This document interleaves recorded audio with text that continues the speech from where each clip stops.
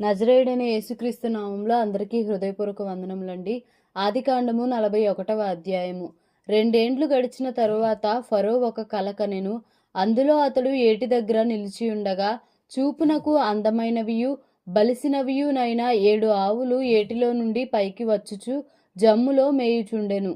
వాటి తరువాత చూపునకు వికారమై చిక్కిపోయిన మరి 7 ఆవులు ఏటిలో నుండి పైకి వచ్చుచు ఏటి ఒడ్డున ఆ ఆవుల దగ్గర నిలుచుండెను. అప్పుడు చూపునకు వికారమై చిక్కిపోయిన ఆ ఆవులు చూపునకు అందమై బలిసిన ఆవులను తినివేయుచుండెను. అంతలో ఫరో మేలుకొనెను. అతడు నిద్రించి రెండవసారి కలకనెను. అందులో మంచి పుష్టిగల 7 వెన్నులు ఒక్క దంటున పుట్టుచుండెను.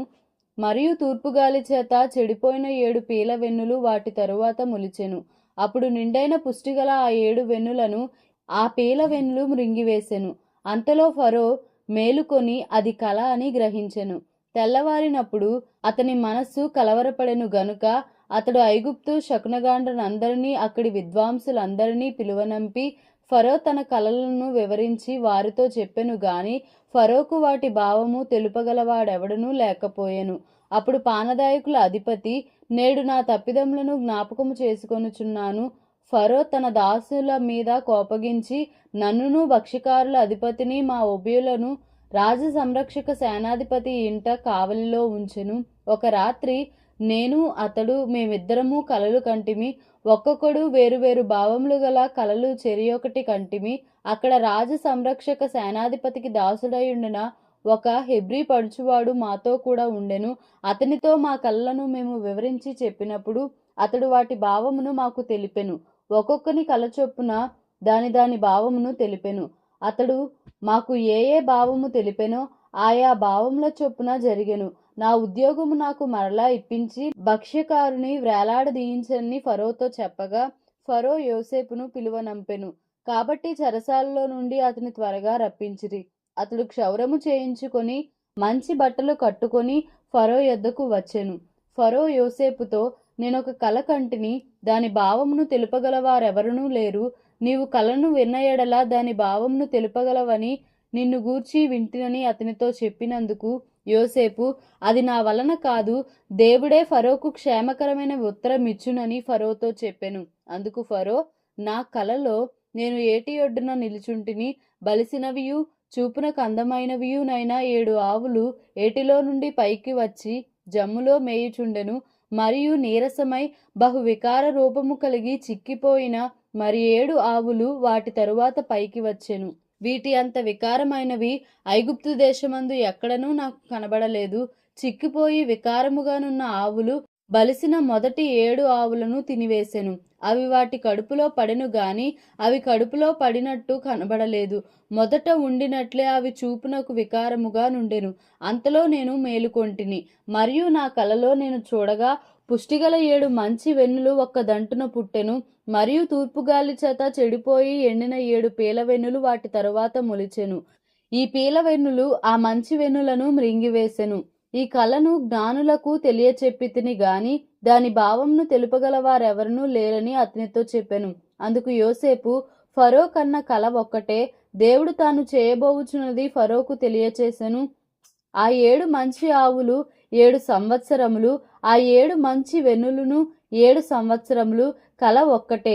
వాటి తరువాత చిక్కుపోయి వికారమై పైకి వచ్చిన 7 ఆవులను 7 సంవత్సరములు, తూర్పుగాలి చేత చెడిపోయిన 7 పీలవెన్నులు, కరువు గల 7 సంవత్సరములు. నేను ఫరోతో చెప్పు మాట ఇదే, దేవుడు తాను చేయబోచున్నది ఫరోకు చూపించెను. ఇదిగో ఐగుప్తు దేశమందంతటను బహు సమృద్ధిగా పంట పండు 7 సంవత్సరములు వచ్చుచున్నవి. మరియు కరవు గల 7 సంవత్సరములు వాటి తరువాత వచ్చును. అప్పుడు ఐగుప్తు దేశమందు ఆ పంట సమృద్ధి యావత్తును మరువబడును. ఆ కరువు దేశమును పాడు చేయును. దాని తరువాత కలుగు కరువు చేత దేశమందు ఆ పంట సమృద్ధి తెలియబడకపోవును. ఆ కరువు మిక్కిలి భారముగా నుండును. ఈ కార్యము దేవుని వలన నిర్ణయింపబడి ఉన్నది. ఇది దేవుడు శీఘ్రముగా జరిగించును. అందుచేతనే ఆ కల ఫరోకు రెట్టింపబడెను. కాబట్టి ఫరో వివేక జ్ఞానములు గల ఒక మనుష్యుని చూచుకొని ఐగుప్తు దేశం మీద అతన్ని నియమింపవలెను. ఫరో అట్లు చేసి ఈ దేశము పైన అధిపతులను నియమించి సమృద్ధిగా పంట పండు 7 సంవత్సరములలో ఐగుప్తు దేశమందంతటను 5వ భాగము తీసుకొనవలను.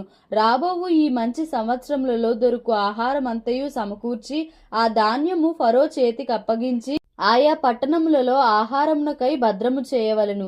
కరువు చేత ఈ దేశము నశించిపోకుండా ఆ ఆహారము ఐగుప్తు దేశంలో రాబోవు కరువు సంవత్సరములు 7 ఈ దేశమందు సంగ్రహముగా ఉండునని ఫరోతో చెప్పెను. ఆ మాట ఫరో దృష్టికిని అతని సమస్త సేవకుల దృష్టికిని యుక్తమై ఉండెను గనుక అతడు తన సేవకులను చూచి, ఇతని వలె దేవుని ఆత్మగల మనుష్యుని కనుగొనగలమా అని అనెను. మరియు ఫరో, దేవుడు ఇదంతయు నీకు తెలియపరచెను గనుక నీవలే వివేక జ్ఞానములు గలవారెవరునూ లేరు. నీవు నా ఇంటికి అధికారివై ఉండవలెను. నా ప్రజలందరూ నీకు విధేయులై యుందురు. సింహాసన విషయంలో మాత్రమే నేను నీకంటే పైవాడనై యుందునని యోసేపుతో చెప్పెను. మరియు ఫరో, చూడుము, ఐగుప్తు దేశం అంతటి మీద నిన్ను నియమించి ఉన్నానని యోసేపుతో చెప్పెను. మరియు ఫరో తన చేతినున్న తన ఉంగరము తీసి యోసేపు చేతిని పెట్టి సన్నపునార బట్టలు అతనికి తొడిగించి అతని మెడకు బంగారు గొలుసు వేసి తన 2వ రథం మీద అతన్ని ఎక్కించెను. అప్పుడు వందనము చేయుడని అతని ముందర జనులు కేకలు వేసిరి. అట్లు ఐగుప్తు దేశం అంతటి మీద అతన్ని నియమించెను. మరియు ఫరో యోసేపుతో, ఫరోను నేనే, అయినను నీ సెలవు లేక ఐగుప్తు దేశం అందంతటను ఏ మనుష్యుడును తన చేతినైనను కాలినైనను ఎత్తకూడదని చెప్పెను. మరియు ఫరో యోసేపునకు జప్నత్పనేహు అను పేరు పెట్టి అతనికి ఓను యొక్క యాజకుడైన పోతీఫెర కుమార్తెయగు ఆసెనతును ఇచ్చి పెండ్లి చేసెను. యోసేపు బయలుదేరి ఐగుప్తు దేశం అందంతటా సంచరించెను. యోసేపు ఐగుప్తు రాజైన ఫరో ఎదుట నిలిచినప్పుడు 30 సంవత్సరముల వాడై ఉండెను. అప్పుడు యోసేపు ఫరో ఎదుటి నుండి వెళ్లి ఐగుప్తు దేశం అందంతటా సంచారము చేసెను. సమృద్ధిగా పంట పండిన 7 సంవత్సరములలో భూమి బహు విరివిగా పండెను. ఐగుప్తు దేశమందున్న 7 సంవత్సరముల ఆహారం అంతయు అతడు సమకూర్చి ఆయా పట్టణములలో దాన్ని నిలువ చేసెను. ఏ పట్టణము చుట్టూ నుండి పొలము యొక్క ధాన్యము ఆ పట్టణమందే నిలువ చేసెను. యోసేపు సముద్రపు ఇసుక వలె అతి విస్తారముగా ధాన్యము పోగు చేసెను. కొలుచుట అసాధ్యమాయను గనుక కొలుచుట మానివేసెను. కరువు సంవత్సరములు రాకమునుపు యోసేపుకి 2 కుమారులు పుట్టిరి. ఓని యొక్క యాజకుడైన పోతీఫెర కుమార్తెయగు ఆసెనతు అతనికి వారిని కనెను. అప్పుడు యోసేపు, దేవుడు నా సమస్త బాధను నా తండ్రి ఇంటి వారినందరినీ నేను మరచిపోవునట్టు చేసెనని చెప్పి తన జ్యేష్ఠ కుమారునికి మనష్షే అను పేరు పెట్టెను. తరువాత అతడు, నాకు బాధ కలిగిన దేశమందు దేవుడు నన్ను అభివృద్ధి పొందించినని చెప్పి 2వ వానికి ఎఫ్రాయిము అను పేరు పెట్టెను.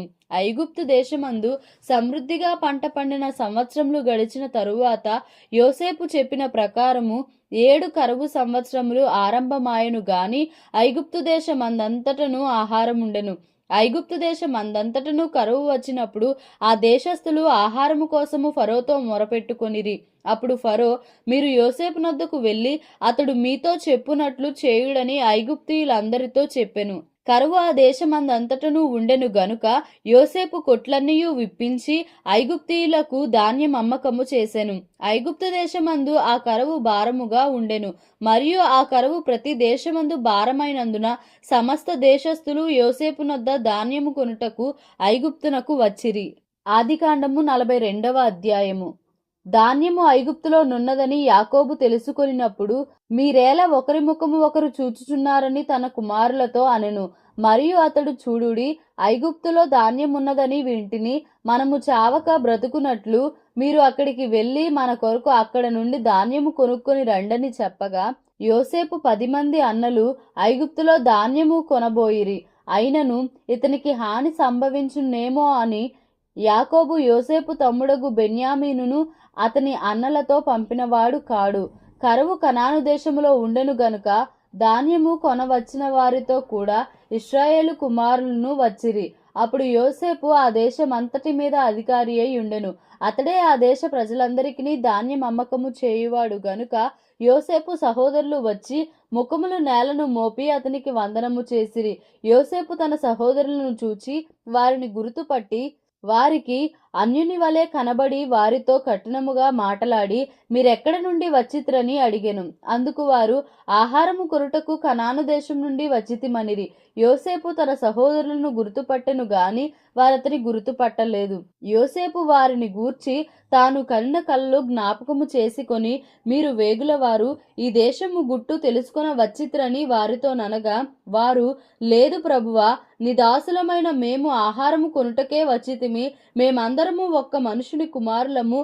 మేము యథార్థవంతులమే గాని నీ దాసులమైన మేము వేగులవారము కామని అతనితో చెప్పిరి. అయితే అతడు, లేదు, ఈ దేశము గుట్టు తెలుసుకొనుటకై వచ్చిత్రని వారితో అనెను. అందుకు వారు, నీ దాసులమైన మేము 12 మంది సహోదరులము, కనాను దేశంలోనున్న ఒక్క మనుషుని కుమారులము. ఇదిగో కనిష్ఠుడు నేడు మా తండ్రి యొద్ద ఉన్నాడు, ఒకడు లేడు అని ఉత్తరమిచ్చిరి. అయితే యోసేపు, మీరు వేగులవారని నేను మీతో చెప్పిన మాట నిజమే. దీని వలన మీ నిజము తెలియబడును. ఫరో జీవము తోడు మీ తమ్ముడు ఇక్కడికి వచ్చితేనే గాని మీరిక్కడ నుండి వెళ్ళకూడదు. మీ తమ్ముని తీసుకొని వచ్చుటకు మీలో ఒకని పంపుడి. అయితే మీరు బంధింపబడి ఉందురు. అట్లు మీలో సత్యమున్నదో లేదో మీ మాటలు శోధింపబడును. లేని ఎడల ఫరో జీవము తోడు మీరు వేగుల వారని చెప్పి వారిని 3 దినములు చెరసాలలో వేయించెను. 3వ దినమున యోసేపు వారిని చూచి, నేను దేవునికి భయపడువాడను, మీరు బ్రతుకున్నట్లు దీని చేయుడి. మీరు యథార్థవంతులైతిరా? మీ సహోదరుల్లో ఒకడు ఈ చెరసాల్లో బంధింపబడవలను. మీరు వెళ్ళి మీ కుటుంబంలో కరవు తీరుటకు ధాన్యము తీసుకొని పోవుడి. మీ తమ్ముని నా యొద్దకు తీసుకొని రండి. అట్లు మీ మాటలు సత్యమైనట్టు కనబడును గనుక మీరు చావరని చెప్పెను. వారట్లు చేసిరి. అప్పుడు వారు, నిశ్చయముగా మన సహోదరుని ఎడల మనము చేసిన అపరాధమునకు శిక్ష పొందుచున్నాము. అతడు మనలను బతిమాలు కొనినప్పుడు మనము అతని వేదన చూచియూ వినకపోతిమి. అందువలన ఈ వేదన మనకు వచ్చెనని ఒకనితో ఒకడు మాటలాడుకొనిరి. మరియు రూబేను, ఈ చిన్నవాని ఎడ్ల పాపము చేయకుడని నేను మీతో చెప్పలేదా? అయినను మీరు వినరైతిరి గనుక అతని రక్తాపరాధము మన మీద మోపబడుచున్నదని వారికి ఉత్తరమిచ్చెను. అయితే ద్విభాషి వారి మధ్య నుండెను గనుక తన మాట యోసేపు గ్రహించనని వారు తెలుసుకొనలేదు. అతడు వారి యొద్ద నుండి అవతలకు పోయి ఏడ్చి మరలా వారి యొద్దకు వచ్చి వారితో మాటలాడి వారిలో షిమ్యోనును పట్టుకొని వారి కన్నుల ఎదుట అతని బంధించెను. మరియు యోసేపు వారి గోనెలను ధాన్యముతో నింపుటకును, ఎవరి రోకలు వారి గోనెలో తిరిగి ఉంచుటకును, ప్రయాణము కొరకు భోజన పదార్థములు వారికి ఇచ్చుటకును ఆజ్ఞ ఇచ్చెను. అతడు వారి ఎడలనిట్లు జరిగించెను. వారు తాము కొనిన ధాన్యంను తమ గాడిదల మీద ఎక్కించుకొని అక్కడ నుండి వెళ్ళిపోయిరి. అయితే వారు దిగిన చోట ఒకడు తన గాడిదకు మేత పెట్టుటకై తన గోనె విప్పినప్పుడు అతని రోకలు కనబడెను. అవి అతని గోనె మూతిలో ఉండెను. అప్పుడతడు, నా రోకలు తిరిగి ఇచ్చివేసినారు, ఇదిగో ఇవి నా గోనెలోనే ఉన్నవని తన సహోదరులతో చెప్పెను. అంతటా వారు గుండె చెదిరిపోయిన వారై జడిసి, ఇదేమిటి, దేవుడు మనకిట్లు చేసెనని ఒకనితో ఒకడు చెప్పుకొనిరి. వారు కనాను దేశమందున్న తమ తండ్రి అయిన యాకోబు నద్దకు వచ్చి తమకు సంభవించినది యావత్తును అతనికి తెలియజేసిరి. ఎట్లనగా, ఆ దేశమునకు ప్రభువైన వాడు మాతో కఠినముగా మాటలాడి మేము ఆ దేశమును వేగు చూడ వచ్చిన వారమని అనుకొనెను. అప్పుడు మేము యథార్థవంతులము, వేగులవారము కాము, 12 మంది సహోదరులము, ఒక్క తండ్రి కుమారులము, ఒకడు లేడు. మా తమ్ముడు నేడు కనాను దేశమందు మా తండ్రి యొద్ద ఉన్నాడని అతనితో చెప్పితిమి. అందుకు ఆ దేశపు ప్రభువు మమ్మను చూచి, మీరు యథార్థవంతులని దీని వలన నేను తెలుసుకొందును. మీ సహోదరులో ఒకని నా యొద్ద విడిచిపెట్టి మీ కుటుంబములకు కరవు తీరునట్లు ధాన్యము తీసుకొని పోయి నా యొద్దకు ఆ చిన్నవాని తోడుకొని రండి. అప్పుడు మీరు యథార్థవంతులే గాని వేగులవారు కారని నేను తెలుసుకొని మీ సహోదరుని మీకు అప్పగించదను. అప్పుడు మీరు ఈ దేశమందు వ్యాపారము చేసుకొనవచ్చునని చెప్పెననిరి. వారు తమ గోనెలను కుమ్మరించినప్పుడు ఎవరి రోకల మూట వారి గోనెలో ఉండెను. వారును వారి తండ్రియు ఆ రోకల మూటలు చూచి భయపడిరి. అప్పుడు వారి తండ్రి అయిన యాకోబు వారిని చూచి, మీరు నన్ను పుత్రహీనునిగా చేయుచున్నారు. యోసేపు లేడు, షిమ్యోను లేడు, మీరు బెన్యామీనును కూడా తీసుకొన పోవుదురు. ఇవన్నీ నాకు ప్రతికూలముగా ఉన్నవని వారితో చెప్పెను. అందుకు రూబేను, నేనతనిని నీ యొద్దకు తీసుకొని రాని ఎడల నా 2 కుమారులను నీవు చంపవచ్చును. అతని నా చేతికి అప్పగించుము, అతని మరలా నీ యొద్దకు తీసుకొని వచ్చి అప్పగించదనని తన తండ్రితో చెప్పెను. అయితే అతడు, నా కుమారుని మీతో వెళ్ళనీయను, ఇతని అన్న చనిపోయెను, ఇతడు మాత్రమే మిగిలి ఉన్నాడు. మీరు పోవు మార్గమున ఇతనికి హాని సంభవించిన ఎడల నెరసిన వెండ్రుకలు గల నన్ను మృతుల లోకములోనికి దుఃఖముతో దిగిపోవునట్లు చేయుదురని చెప్పెను. ఆదికాండము 43వ అధ్యాయము. ఆ దేశమందు కరవు భారముగా ఉండెను గనుక వారు ఐగుప్తు నుండి తెచ్చిన ధాన్యము తినివేసిన తరువాత వారి తండ్రి, మీరు మరలా వెళ్ళి మన కొరకు కొంచెం ఆహారము కొనుడని వారితో అనగా, యూదా అతని చూచి, ఆ మనుష్యుడు మీ తమ్ముడు మీతో ఉంటేనే గాని మీరు నా ముఖము చూడకూడదని మాతో గట్టిగా చెప్పెను. కాబట్టి నీవు మా తమ్ముని మాతో కూడా పంపిన ఎడల మేము వెళ్ళి నీ కొరకు ఆహారము కొందుము. నీవు వాణ్ణి పంపనొల్లని ఎడల మేము వెళ్ళము. ఆ మనుష్యుడు మీ తమ్ముడు మీతో లేని ఎడల మీరు నా ముఖము చూడకూడదని మాతో చెప్పెనెను. అందుకు ఇశ్రాయేలు, మీరు ఇంకొక సహోదరుడు కలడని మీరు ఆ మనుష్యుడితో చెప్పి నాకు ఇంత శ్రమ కలుగజేయనేలా అనగా, వారు, ఆ మనుష్యుడు మీ తండ్రి ఇంకా సజీవుడై ఉన్నాడా, మీకు సహోదరుడు ఉన్నాడా అని మమ్మను గూర్చియు మా బంధువులను గూర్చియు ఖండితముగా అడిగినప్పుడు మేము ఆ ప్రశ్నలకు తగినట్టు అతనికి వాస్తవము తెలియచెప్పితిమి. మీ సహోదరుని తీసుకొని రండని అతడు చెప్పునని మాకెట్లు తెలియననిరి. యూదా తన తండ్రి అయిన ఇశ్రాయేలును చూచి, ఆ చిన్నవానిని నాతో కూడా పంపుము, మేము లేచి వెళ్ళుదుము. అప్పుడు మేమే కాదు, నీవును మా పిల్లలను చావక బ్రతుకుదుము. నేను అతని గూర్చి పూటపడుదును, నీవు అతని గూర్చి నన్ను అడగవలెను. నేను అతని తిరిగి నీ యొద్దకు తీసుకొని వచ్చి నీ ఎదుట నిలువ బెట్టని ఎడల ఆ నింద నా మీద ఎల్లప్పుడూ ఉండును. మాకు తడవు కాకపోయిన ఎడల ఈ పాటికి 2వ మారు తిరిగి వచ్చి ఉందుమని చెప్పగా, వారి తండ్రి అయిన ఇశ్రాయేలు వారితో, అట్లయినా మీరెలాగు చేయుడి. ఈ దేశమందు ప్రసిద్ధములైనవి అనగా కొంచెము మస్తకి, కొంచెము తేనె, సుగంధ ద్రవ్యములు, బోలము, పిస్తాచకాయలు, బాదము కాయలు మీ గోనెలలో వేసుకొని ఆ మనుషునికి కానుకగా తీసుకొని పోవుడి. రెట్టింపు రోకలు మీరు తీసుకొనిడి. మీ గోనెల మూతిలో ఉంచబడి తిరిగి వచ్చిన రోకలు కూడా చేత పట్టుకుని పోయి మరలా ఇచ్చివేయుడి. ఒకవేళ అది పొరబాటై ఉండును, మీ తమ్ముని తీసుకొని లేచి ఆ మనుషుని యొద్దకు తిరిగి వెళ్ళుడి. ఆ మనుషుడు మీ ఇతర సహోదరుని బెన్యామీనును మీకు అప్పగించినట్లు సర్వశక్తుడైన దేవుడు ఆ మనుషుని ఎదుట మిమ్మును కరుణించునుగాక. నేను పుత్రహీనుడనై ఉండవలసిన ఎడల పుత్రహీనుడనగుదునని వారితో చెప్పెను. ఆ మనుష్యులు ఆ కానుకను తీసుకొని చేతులలో రెట్టింపు రోకలను తమ వెంట బెన్యామీనును తీసుకొని లేచి ఐగుప్తునకు వెళ్ళి యోసేపు ఎదుట నిలిచిరి. యోసేపు వారితోనున్న బెన్యామీనును చూచి తన గృహ నిర్వాహకునితో, ఈ మనుషులను ఇంటికి తీసుకొని పోయి ఒక వేటను కోసి వంట సిద్ధము చేయించుము. మధ్యాహ్నమందు ఈ మనుషులు నాతో భోజనము చేయుదురని చెప్పెను. యోసేపు చెప్పినట్లు అతడు చేసి ఆ మనుషులను యోసేపు ఇంటికి తీసుకొని పోయెను. ఆ మనుషులు యోసేపు ఇంటికి రప్పింపబడినందున వారు భయపడి, మొదట మన గోనెలలో తిరిగి పెట్టబడిన రోకల నిమిత్తము అతడు మన మీదికి అకస్మాత్తుగా వచ్చి మీదపడి మనలను దాసులుగా చెరపట్టి మన గాడిదలను తీసుకొనుటకు లోపలికి తెప్పించననుకొనిరి. వారు యోసేపు గృహ నిర్వాహకుని యొద్దకు వచ్చి ఇంటి ద్వారమున అతనితో మాటలాడి, అయ్యా, ఒక మనవి, మొదట మేము ఆహారము కొనుటకే వచ్చితిమి. అయితే మేము దిగిన చోటికి వచ్చి మా గోనెలను విప్పినప్పుడు ఇదిగో మా రోకల తూనికకు సరిగా ఎవరి రోకలు వారి గోనె మూతిలో నుండెను. అవి చేత పట్టుకొని వచ్చితిమి. ఆహారము కొనుటకు మరి రోకలను తీసుకొని వచ్చితిమి. మా రోకలను మా గోనెలలో నెవరు వేసిరో మాకు తెలియదని చెప్పిరి. అందుకతడు, మీకు క్షేమమగునుగాక, భయపడకుడి. మీ పితరుల దేవుడైన మీ దేవుడు మీకు మీ గోనెల్లో ధనమిచ్చెను. మీ రోకలు నాకు ముట్టినవని చెప్పి షిమ్యోనును వారి యొద్దకు తీసుకొని వచ్చెను.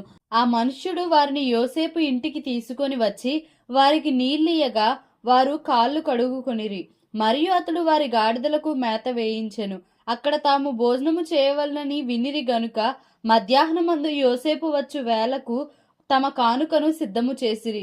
యోసేపు ఇంటికి వచ్చినప్పుడు వారు తమ చేతుల్లో ఉన్న కానుకను ఇంటిలోనికి తెచ్చి అతనికిచ్చి అతనికి నేలను సాగిలపడిరి. అప్పుడు, మీరు చెప్పిన ముసలివాడైన మీ తండ్రి క్షేమముగా ఉన్నాడా, అతడు ఇంకా బ్రతికి ఉన్నాడా అని వారి క్షేమ సమాచారము అడిగినందుకు వారు, నీ దాసుడైన మా తండ్రి ఇంకా బ్రతికి ఉన్నాడు, క్షేమముగా ఉన్నాడని చెప్పి వంగి సాగిలపడిరి. అప్పుడతడు కన్నులెత్తి తన తల్లి కుమారుడును తన తమ్ముడైన బెన్యామీనును చూచి, మీరు నాతో చెప్పిన మీ తమ్ముడు ఇతడేనా అని అడిగి, నా కుమారుడా, దేవుడు నిన్ను కరుణించునుగాక అనెను. అప్పుడు తన తమ్ముని మీద యోసేపునకు ప్రేమ పొర్లుకొని వచ్చెను గనుక అతడు త్వరపడి ఏడ్చుటకు చోటు వెదకి లోపలి గదిలోనికి వెళ్ళి అక్కడ ఏడ్చెను. అప్పుడు అతడు ముఖము కడుగుకొని వెలుపలికి వచ్చి తన్ను తాను అణుచుకొని భోజనము వడ్డించుడని చెప్పెను. అతనికిని వారికిని అతనితో భోజనము చేయుచున్న ఐగుప్తీయులకును వేరువేరుగా వడ్డించిరి. ఐగుప్తీయులు హెబ్రీలతో కలిసి భోజనము చేయురు, అది ఐగుప్తీయులకు హేయము. జ్యేష్ఠుడు మొదలుకొని కనిష్ఠుని వరకు వారు అతని ఎదుట తమ తమ ఈడు చొప్పున కూర్చుండిరి గనుక ఆ మనుషులు ఒకరి వైపు ఒకడు చూచి ఆశ్చర్యపడిరి. మరియు అతడు తన ఎదుట నుండి వారికి వంతులెత్తి పంపెను. బెన్యామీను వంతు వారందరి వంతుల కంటే 5 అంతలు గొప్పది. వారు విందు ఆరగించి అతనితో కలిసి సంతుష్టిగా త్రాగిరి. దేవుడి పరిశుద్ధ వాక్యంను మన వినికిడిలో దీవించి ఆశీర్వదించునుగాక. Amen. Please like, share and subscribe for more videos.